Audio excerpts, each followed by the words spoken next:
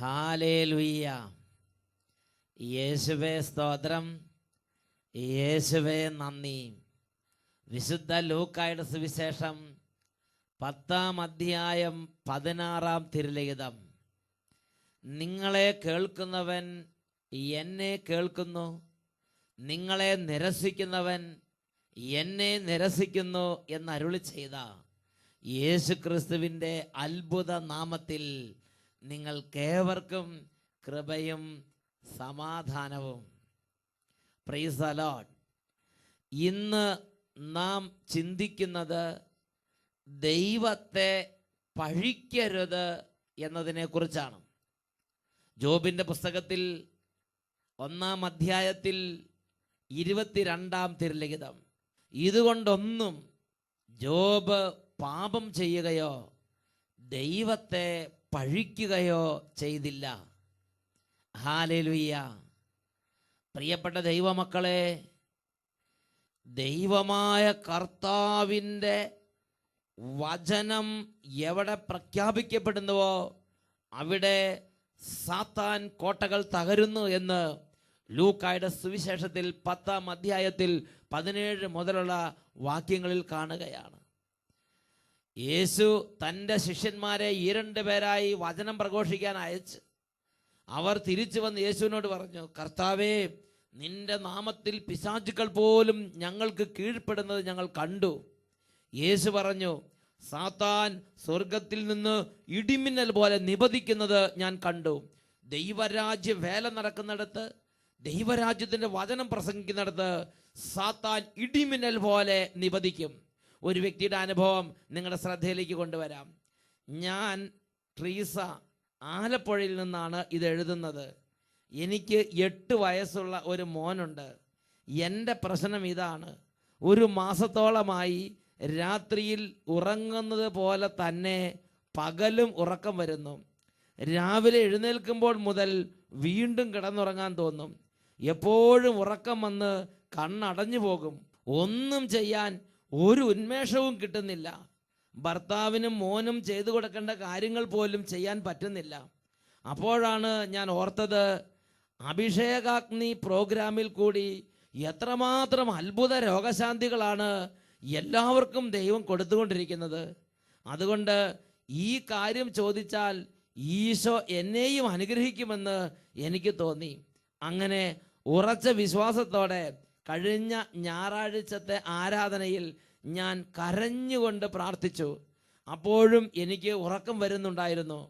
അത്ഭുതമെന്ന് പറയട്ടെ, പ്രാർത്ഥിച്ചുകൊണ്ടിരുന്നപ്പോൾ തന്നെ എൻ്റെ ഉറക്കത്തിൻ്റെ ബന്ധനം വിട്ടുപോയി. പിന്നെ ഇന്ന് വരെ എനിക്ക് പകല് ഉറക്കക്ഷീണം അനുഭവപ്പെട്ടിട്ടില്ല. ഈ ഒരു അത്ഭുതം നടന്നതിൽ പിന്നെ എൻ്റെ ഈ കാര്യം ഞാൻ പലരോടും പറഞ്ഞു.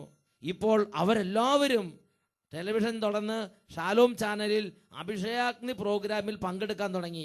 അങ്ങനെ വളരെയധികം ആളുകൾ ഈ സംഭവം വഴി യേശുവിൻ്റെ വചനം കേൾക്കാൻ ഈ ദേശത്ത് ഇടവരുത്തി. കർത്താവായ യേശുവിന് സ്തുതിയും സ്തോത്രവും അർപ്പിക്കുന്നു. ഹല്ലേലൂയ. 2011 ജൂലൈ മാസത്തിൽ ഉണ്ട ഒരു സംഭവം ഈ കുടുംബം എഴുതി അറിയിച്ചിരിക്കുകയാണ്. Praise the lord. 2011 ജൂലൈ മാസത്തിലെ ആദ്യത്തെ ഞായറാഴ്ച വചന ശുശ്രൂഷയിൽ ഒരു പങ്കു ചേർന്നുകൊണ്ടിരിക്കുമ്പോൾ അവരുടെ ഒരു വേദന, അവരുടെ ഒരു പീഡ ദൈവസന്നിധി പറഞ്ഞ് കരഞ്ഞു നിലവിളിച്ച് തൽക്ഷണം ശരീരത്തിൽ നിന്ന് ആ രോഗപീഡ, ആ ക്ഷീണത്തിൻ്റെ ബന്ധനം വിട്ടുപോയി. വലിയ വിടുതലിൻ്റെ അനുഭവം ഉണ്ടായി എന്ന് ആ മകൾ ഇതാ ദൈവജനത്തിൻ്റെ ശ്രദ്ധയിലേക്ക് കൊണ്ടുവന്നിരിക്കുകയാണ്. പ്രിയപ്പെട്ട ദൈവമക്കളെ, ദൈവത്തിൻ്റെ വചനം പ്രഖ്യാപിക്കപ്പെടുമ്പോൾ രോഗത്തിൻ്റെ കെട്ടുകൾ അഴിയുന്നു, അന്ധകാരപ്പീഡകൾ വിട്ടുപോകുന്നു, ക്ഷീണങ്ങൾ, മടുപ്പും മന്ദതയും മരവിപ്പും മാറുന്നു, ദൈവികമായ ഉണർവിൻ്റെ അഭിഷേകം ദൈവജനത്തിൻ്റെ മേൽ നിറയുന്നു. എല്ലാവരും എഴുന്നേറ്റ് നിന്ന് 2 കരങ്ങൾ ഉയർത്തി ഈ സമയം തീഷ്ണതയോടെ കർത്താവായി യേശുവിന്റെ നാമത്തെ ആരാധിക്കട്ടെ. ഹല്ലേലൂയ, ഹല്ലേലൂയ, ഹല്ലേലൂയ. ഓ ദൈവമേ, ഇപ്പോൾ അങ്ങയുടെ പരിശുദ്ധമായ നാമത്തിൽ ഒരുമിച്ച് ചേർന്ന് പുത്രനായി യേശുവിനെ ആരാധിച്ച് ഇപ്പോൾ ലോകത്തിന്റെ നാനാഭാഗങ്ങളിൽ പ്രാർത്ഥനയിലായിരിക്കുന്ന ഓരോ കുടുംബത്തിന്റെ മേലും അത്ഭുത അഭിഷേകങ്ങൾ വ്യാപരിക്കട്ടെ. കാലങ്ങളായുള്ള തിന്മകൾ, ക്ഷീണങ്ങൾ, മടുപ്പ്, മന്ദത, മരവിപ്പ്, ഭക്തിരാഹിത്യം, വിശ്വാസക്കുറവ്, എതിർചിന്തകൾ, മല്ലടിക്കുന്ന പ്രകൃതം, യുക്തിവാദത്തിന്റെ ആധിപത്യം, ഈ മേഖലയിലുള്ള എല്ലാ ബാധകളും, എല്ലാ തിന്മകളും, എല്ലാ അന്ധകാരങ്ങളും യേശുനാമത്തിൽ വിട്ടുമാറി പോകട്ടെ. ഹല്ലേലൂയ, ഹല്ലേലൂയ. ഓ ദൈവമേ, വിശുദ്ധ കൂദാശകളിൽ നിന്നും, ദൈവവചനത്തിൽ നിന്നും, തിരുസഭയിൽ നിന്നും, ദൈവിക കാര്യങ്ങളിൽ നിന്നും ദൈവമക്കളെ അകറ്റിക്കൊണ്ടുപോകുന്ന എല്ലാ നാരകീയ സേനകളെയും ദുരാത്മബാധകളെയും നസ്രേനായ യേശുവിന്റെ നാമം അയച്ച് ബന്ധിക്കുന്നു, ബഹിഷ്കരിക്കുന്നു, വിട്ടുമാറി പോകട്ടെ. Hallelujah, hallelujah. യേശുവേ ആരാധന, ആരാധന. യേശുവേ ആരാധന, ആരാധന. Hallelujah, hallelujah. യേശുവേ സ്തോത്രം, യേശുവേ നന്ദി, യേശുവേ സ്തോത്രം, യേശുവേ ആരാധന. Price the Lord. ഹല്ലേലൂയ.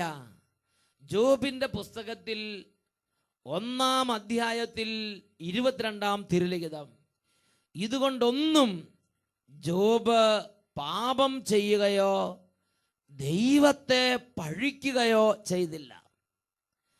അനേക ആളുകൾ ഈ കാലഘട്ടത്തിൽ ആത്മീയ ജീവിതത്തിൽ, ആത്മീയ മണ്ഡലത്തിൽ ദുർബലപ്പെടുന്നതിൻ്റെ ഒരു കാരണം തങ്ങളുടെ ജീവിതത്തിലും ചുറ്റുപാട് മേഖലകളിലും സംഭവിക്കുന്ന പല കാര്യങ്ങളിലും ഹൃദയത്തിൽ ദൈവത്തെ പഴിക്കുന്ന ഒരു ദുർപീഡയ്ക്ക് വിധേയപ്പെടുന്നു എന്നുള്ളതാണ്. ഇതെന്തുകൊണ്ട് ഇങ്ങനെ? എന്തുകൊണ്ട് ദൈവം അങ്ങനെ ചെയ്തില്ല? എന്തുകൊണ്ട് ദൈവം ഇങ്ങനെ ചെയ്തു? ഇങ്ങനെ ഹൃദയം കൊണ്ട് ദൈവത്തോട് മല്ലടിക്കുക, ഹൃദയം കൊണ്ട് ദൈവത്തെ പഴിക്കുക, ഹൃദയം കൊണ്ട് ദൈവത്തോട് മുറുമുറുക്കുക, ദൈവത്തിൻ്റെ ഓരോ പ്രവൃത്തികളും കണ്ട്, ദൈവത്തിൻ്റെ ഓരോ പദ്ധതികളെയും അറിഞ്ഞ്, ദൈവത്തിൻ്റെ ഓരോ ഇടപെടലുകളും കണ്ട് ദൈവത്തെ നിർലോഭം സ്തുതിക്കാൻ പറ്റാത്തൊരു അന്തരീക്ഷത്തിൽ അനേകം ആളുകൾ കൃപയിൽ ദുർബലപ്പെടുകയാണ്. പ്രിയപ്പെട്ട ദൈവമക്കളെ, ജ്ഞാനത്തിൻ്റെ പുസ്തകത്തിൽ 1-ാം അധ്യായത്തിൽ 6ഉം 7ഉം തിരുലിഖിതങ്ങൾ ഈ നിമിഷങ്ങളിൽ നമ്മളൊന്ന് പഠന വിഷയമാക്കുകയാണ്. ജ്ഞാനം കരുണാമയമാണ്, എന്നാൽ ദൈവദൂഷണം പറയുന്നവനെ വെറുതെ വിടുകയില്ല.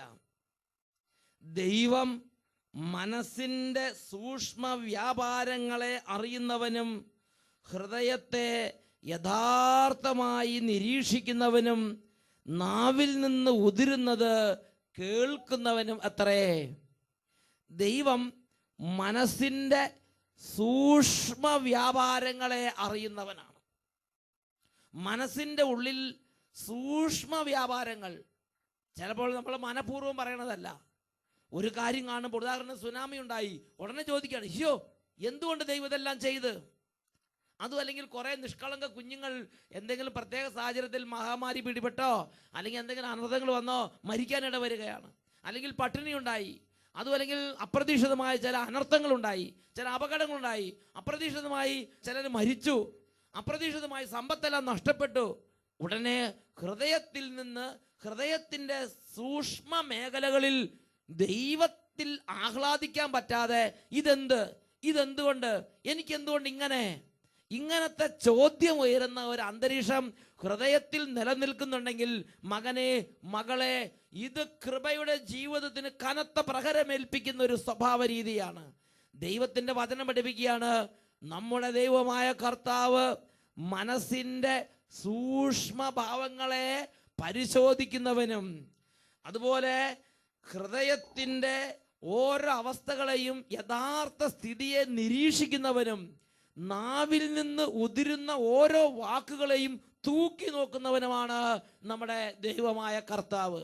മനസ്സിൻ്റെ വ്യാപാരങ്ങൾ, ഹൃദയത്തിൻ്റെ അവസ്ഥ, നാവിൽ നിന്ന് വരുന്ന വാക്കുകൾ, ഇത് ദൈവം പരിശോധനയ്ക്ക് വിധേയപ്പെടുത്തുന്നുണ്ട്.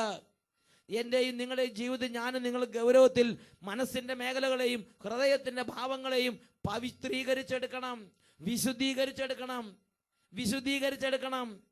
വെറും അപരിഷ്കൃതമായ വിധത്തിൽ മനസ്സിനെയും ഹൃദയത്തെയും വിടരുത്.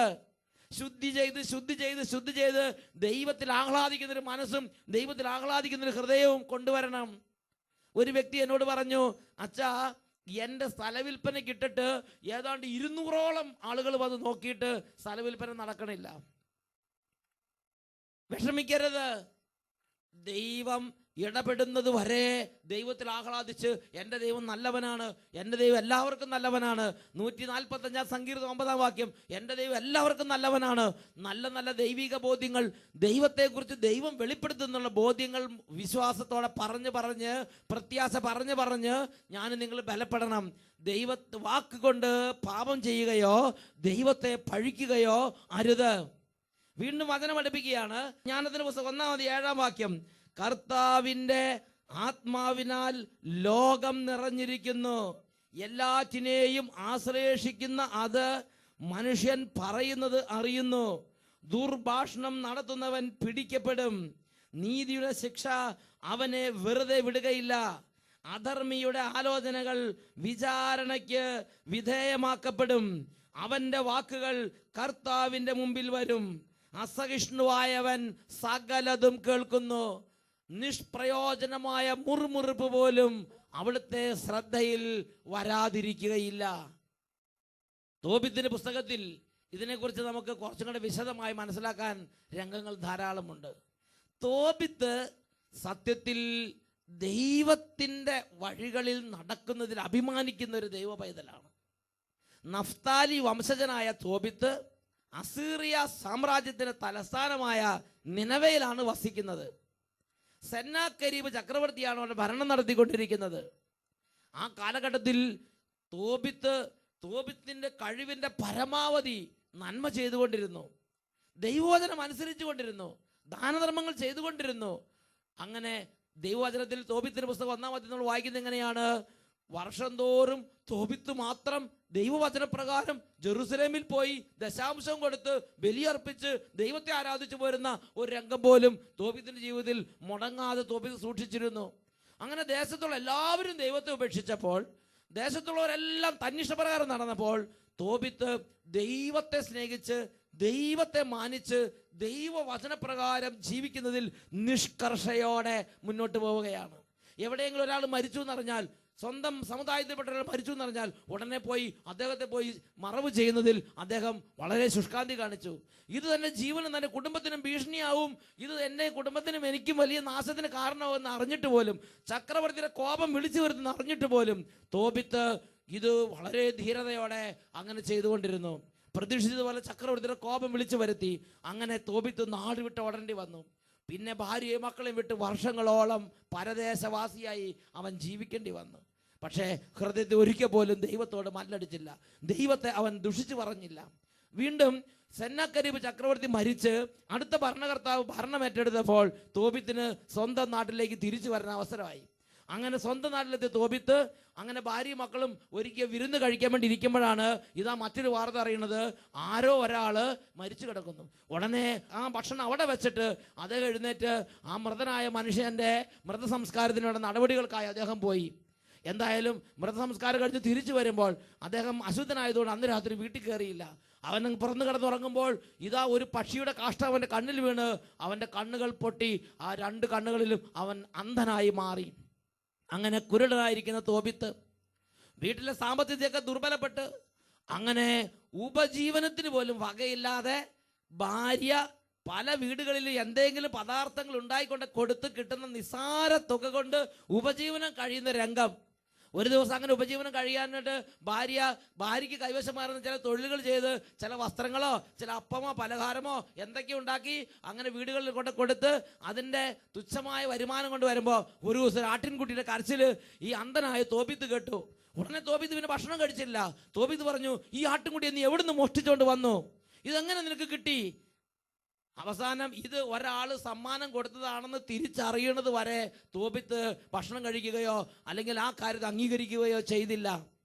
പ്രിയപ്പെട്ട സഹോദരൻ, അത്രമാത്രം നീതിനിഷ്ഠനായ തോബിത്ത്, എന്നാൽ അദ്ദേഹത്തിൻ്റെ ജീവിതത്തിൽ ഒന്നിനു പുറകെ ഒന്നായി ദുരിതങ്ങൾ, ഒന്നിനു പുറകെ ഒന്നായി തകർച്ച, ഒന്നിനു പുറകെ ഒന്നായി പരാജയങ്ങൾ, ദാരിദ്ര്യം, ഞെരുക്കം, പട്ടിണി, ബുദ്ധിമുട്ട്. കുടുംബത്തിൽ പലതരത്തിലുള്ള അങ്ങോട്ടും ഇങ്ങോട്ടുമുള്ള പലതരത്തിലുള്ള പ്രശ്നങ്ങൾ. പക്ഷേ ഇതിൻ്റെ നടുവിൽ തോബിത്ത് ഒരിക്കൽ പോലും ഒരു വാക്കുകൊണ്ട് പോലും അവൻ ദൈവത്തെ ദുഷിക്കുന്നില്ല. പിന്നെയോ ജീവിക്കുന്ന ദൈവത്തെ അവൻ മഹത്വപ്പെടുത്തുകയാണ്. പ്രിയപ്പെട്ട സഹോദരങ്ങളെ, അതുകൊണ്ട് അവൻ്റെ ജീവിതത്തിൽ ദൈവം ഒരു വലിയ വിജയം, ദൈവം ഒരു വലിയ അനുഭവത്തിൻ്റെ ഉടമയാക്കി അവനെ ലോകാന്ത്യം വരെ അവൻ്റെ നാമം കൂടി പ്രഘോഷിക്കപ്പെടത്തക്കവണ്ണം ദൈവം അവനെ വിശുദ്ധ ഗ്രന്ഥത്തിൻ്റെ ഭാഗമാക്കി മാറ്റി.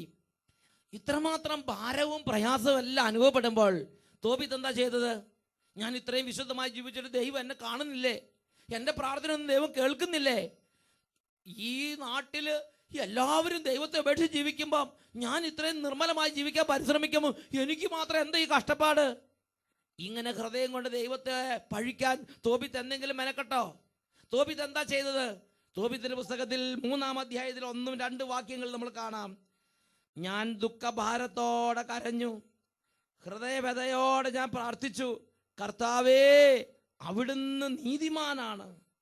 അങ്ങയുടെ പ്രവൃത്തികളും അങ്ങയുടെ മാർഗങ്ങളും അങ്ങയുടെ തീരുമാനങ്ങളും കാരുണ്യവും സത്യവും നിറഞ്ഞതാണ്.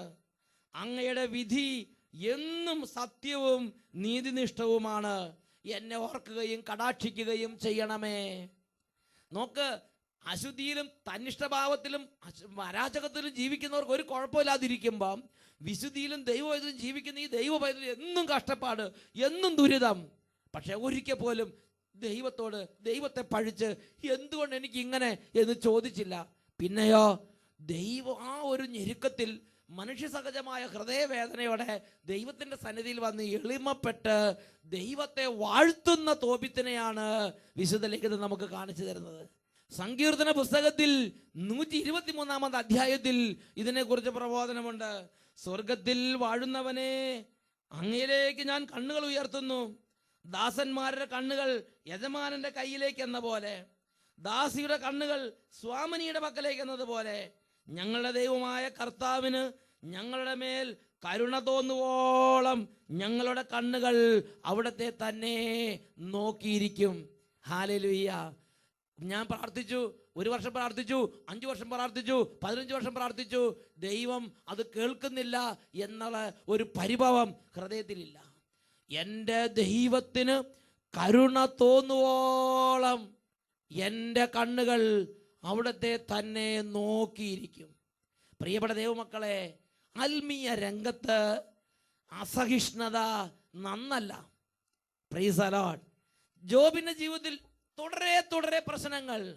പക്ഷേ ജോബ് വാക്കുകൊണ്ട് പാപം ചെയ്യുകയോ ദൈവത്തെ പഴിക്കുകയോ ചെയ്തില്ല. ദൈവം അവന് വലിയ അനുഗ്രഹം കൊടുത്ത്. ജോബിന്റെ പുസ്തകത്തിൽ 42-ാം അധ്യായത്തിൽ 10-ാമത്തെ വാക്യം, ദൈവം ഇടപെട്ട് ജോബിന്റെ സ്നേഹിതന്മാരോട് സംസാരിക്കുന്നൊരു ഭാഗമാണത്. കർത്താവ് ജോബിനോട് ഇങ്ങനെ സംസാരിച്ചതിന് ശേഷം തേമാന്യനായ എലിഫാസിനോട് അരുളി ചെയ്തു, എൻ്റെ ക്രോധം നിനക്കും നിന്റെ 2 സ്നേഹിതന്മാർക്കും എതിരെ ജ്വലിക്കുന്നു. എന്തെന്നാൽ നിങ്ങൾ എന്നെ പറ്റി എൻ്റെ ദാസൻ ജോബിനെ പോലെ ശരിയായിട്ടല്ല സംസാരിച്ചത്. ദൈവത്തെ പറ്റി ചിന്തിക്കുമ്പോൾ, ദൈവത്തെ പറ്റി വിചാരിക്കുമ്പോൾ, ദൈവത്തോട് സംസാരിക്കുകയും ദൈവത്തെ പറ്റി മറ്റുള്ളവരോട് സംസാരിക്കുകയും ചെയ്യുമ്പോൾ ശരിയായിട്ട് സംസാരിക്കണം. പഴിച്ച് സംസാരിക്കരുത്, കുറ്റപ്പെടുത്തി സംസാരിക്കരുത്, പ്രകോപിപ്പിച്ച് സംസാരിക്കരുത്, സൂക്ഷിക്കണം. അതുകൊണ്ട് ജോബ് എന്താ ചെയ്തത്? ജോബ് പറയണത്, ജോബിന്റെ പുസ്തകം 19-ാം 26-ാം വാക്യത്തിൽ പറയാണ്, എൻ്റെ ചർമ്മം അഴുകി ഇല്ലാതായാലും ഈ ചർമ്മത്തിരുന്ന് ഞാൻ എൻ്റെ ദൈവത്തെ ആരാധിക്കും. എൻ്റെ ദൈവം എനിക്ക് നല്ലവനാണ്. ദൈവത്തിന് നന്മയെ വാഴ്ത്തുന്ന ജോബ്. എന്നാൽ ജോബിന്റെ സ്നേഹിതന്മാർ പലപ്പോഴും ദൈവത്തെ കുറ്റപ്പെടുത്തി സംസാരിക്കുന്നു. എന്നിട്ട് ഈ ജോബിന്റെ സ്നേഹിതന്മാർക്ക് വേണ്ടി പ്രാർത്ഥിക്കുമ്പോൾ ദൈവം കൈ തുറന്ന് അനുഗ്രഹിക്കുകയാണ് ജോബിനെ. അതാണ് ജോബിന്റെ പുസ്തകം 42-ാം അധ്യായത്തിൽ 10-ാമത്തെ വാക്യം. ജോബ് തൻ്റെ സ്നേഹിതർക്ക് വേണ്ടി പ്രാർത്ഥിച്ചപ്പോൾ അവനുണ്ടായിരുന്ന ഐശ്വര്യം കർത്താവ് തിരികെ കൊടുത്തു. അവിടുന്ന് അത് ഇരട്ടിയായി കൊടുത്തു. പ്രിയപ്പെട്ട ദൈവമക്കളെ, ഒരു ദിവസം അല്ലെങ്കിൽ ഇന്നല്ലെങ്കിൽ നാളെ ഈ ദൈവത്തെ ആരാധിക്കുന്ന പൈതലിന്റെ ജീവിതത്തിൽ ദൈവത്തിന്റെ വലിയ മഹാനുഭവം ഉണ്ടാവും എന്നുള്ള സത്യമാണ്. ഒരു സിസ്റ്ററിൻ്റെ അനുഭവം ഓർമ്മിക്കുകയാണ്. സിസ്റ്ററിൻ്റെ ആങ്ങള വീട് വിട്ടു പോയിട്ട് ഏതാണ്ട് 25 വർഷം കഴിഞ്ഞു. 25 വർഷം പ്രാർത്ഥിച്ചിട്ടും ഈ ആങ്ങള തിരിച്ചു വന്നില്ല. പക്ഷേ ആ സിസ്റ്റർ ഒരു സെക്കൻഡ് നേരം പോലും എന്തുകൊണ്ട് എൻ്റെ ആങ്ങളയ്ക്ക് വേണ്ടിയുള്ള പ്രാർത്ഥന എൻ്റെ ദൈവം കേൾക്കുന്നില്ല എന്ന് വേദനിച്ച് ദൈവത്തോട് സംസാരിച്ചിട്ടില്ല. എൻ്റെ ദൈവം നല്ലവനാണ്, തക്ക സമയത്ത് എൻ്റെ ദൈവം ഉത്തരമരുളും. ഇങ്ങനെ ദൈവത്തെ സ്നേഹിച്ച് ദൈവത്തെ വാഴ്ത്തി ജീവിക്കുന്ന സിസ്റ്റർ. അങ്ങനെ ഇരിക്കുമ്പോഴാണ് സിസ്റ്റർ ധ്യാനത്തിൽ വെച്ച് മറ്റുള്ളവർക്ക് വേണ്ടി പ്രാർത്ഥിക്കണമെന്ന് പരിശുദ്ധാത്മാവിന്റെ പ്രേരണ സിസ്റ്റർക്ക് കിട്ടി. അങ്ങനെ സിസ്റ്റർ ഉപവാസം എടുത്ത് ഇതുപോലെ കുടുംബം വിട്ടുപോയ മക്കളുള്ള കുടുംബങ്ങളിലേക്ക് അവരുടെ മക്കൾ തിരികെ വരട്ടെ എന്ന് കർത്താവിൻ്റെ സന്നിധിയിൽ ഈ സിസ്റ്റർ പ്രാർത്ഥിച്ചു. പ്രിയപ്പെട്ട സഹോദരങ്ങളെ, പിറ്റേ മാസം തന്നെ 25 വർഷങ്ങൾക്ക് ശേഷം ഈ സിസ്റ്ററിന്റെ ആങ്ങള ഭവനത്തിലേക്ക് വന്ന് ദൈവത്തെ ഒന്നിച്ച് ആരാധിക്കുന്ന ഒരു സാഹചര്യം ഉണ്ടായിട്ടുണ്ട്. Price the Lord, hallelujah.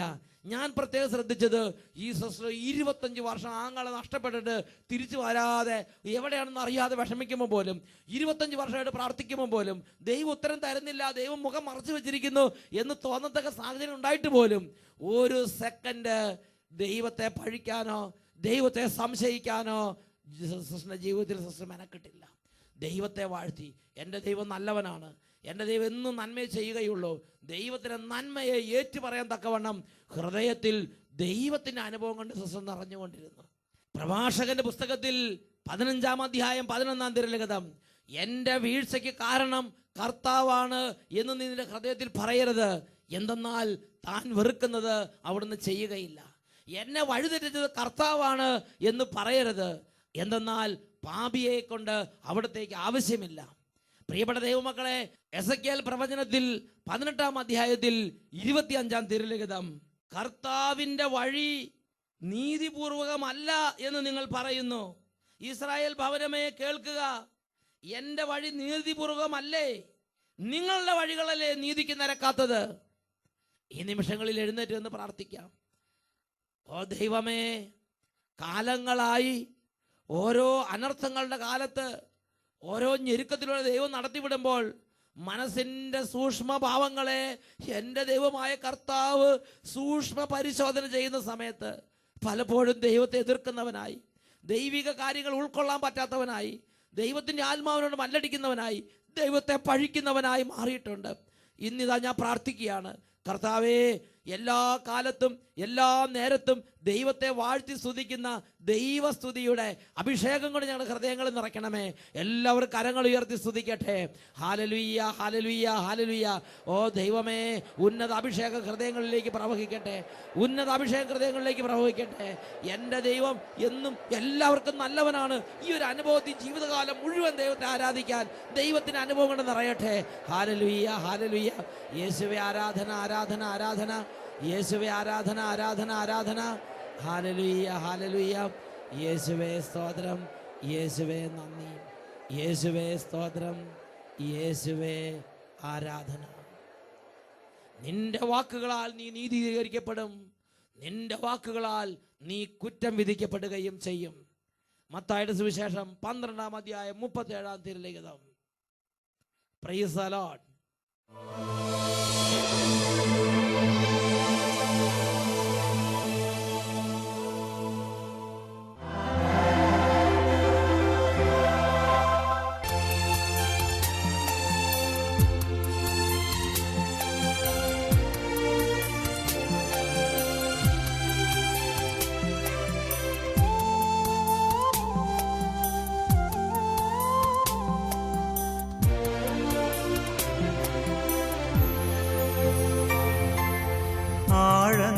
ആഴങ്ങളറിയുന്ന Isho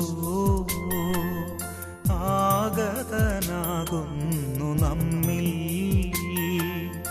അനുതാപഹൃദയമുയർത്തി സ്വന്തമാക്കാമനുപമനേ. ആഴങ്ങളറിയുന്ന Eesho ആഗതനാകുന്നു നമ്മിൽ, അനുതാപഹൃദയമുയർത്തി സ്വന്തമാക്കാമനുപമനേ. ആഴങ്ങളറിയുന്ന ഈശോ. പ്രഭാഷകന്റെ പുസ്തകത്തിൽ 48 അധ്യായം 1 തിരുലിഖിതം. അനന്തരം പ്രവാചകനായ ഏലിയ അഗ്നി പോലെ പ്രത്യക്ഷപ്പെട്ടു. അവന്റെ വാക്കുകൾ പന്തം പോലെ ജ്വലിച്ചു. പ്രിയപ്പെട്ട ദൈവജനമേ, കർത്താവിന് വേണ്ടി ഏലിയ ഒരു ആയുസ് മുഴുവൻ ചെയ്ത ശുശ്രൂഷയെ ഒറ്റ വാക്കിൽ, ഒറ്റ സെന്റൻസിൽ ഇതാ ദൈവത്തിന്റെ വചനം അവതരിപ്പിക്കുകയാണ്. അവൻ അഗ്നി പോലെ പ്രത്യക്ഷപ്പെട്ട് പന്തം പോലെ അവന്റെ വാക്കുകൾ ജ്വലിച്ചു. 2 കരങ്ങൾ സ്വർഗത്തിലേക്ക് ഉയർത്താം. ഈ നിമിഷങ്ങളിൽ ഒരു വലിയ അഗ്നി അഭിഷേകം വ്യാപരിക്കണം. യെശയ്യാ 66 അധ്യായം 15 തിരുലിഖിതം. കർത്താവ് അഗ്നിയിൽ എഴുന്നള്ളുന്നു, അവിടുത്തെ രഥം ഒരു കൊടുങ്കാറ്റ് പോലെ. Hallelujah, hallelujah. യേശുവേ, ആരാധന, ആരാധന. ഇപ്പോൾ അനേക രോഗികൾ സൗഖ്യം പ്രാപിക്കട്ടെ കർത്താവേ. വലിയ ഭയം, ആകുലത, ടെൻഷൻ, നിരാശ, കുറ്റബോധം, പലതരത്തിലുള്ള ദുർപീഡകൾ, ഇങ്ങനെയുള്ള ഓരോ പീഡകളിൽ കുടുങ്ങിക്കിടക്കുന്നവരെ, ഓരോ തരത്തിൽ സാത്താന്യ പീഡകൾ ആക്രമിച്ചുകൊണ്ടിരിക്കുന്നവരെ യേശുനാമത്തിൽ വിടുവിക്കുന്നു. തിന്മകളും കോട്ടകളും തകരട്ടെ. Hallelujah, hallelujah. യേശുവേ, ആരാധന, ആരാധന. യേശുവേ, ആരാധന, ആരാധന. അനുതാപ ഹൃദയമുയർത്തി സ്വന്തമാക്കാമനുപമനേ ആഴങ്ങളറിയുന്ന യേശു.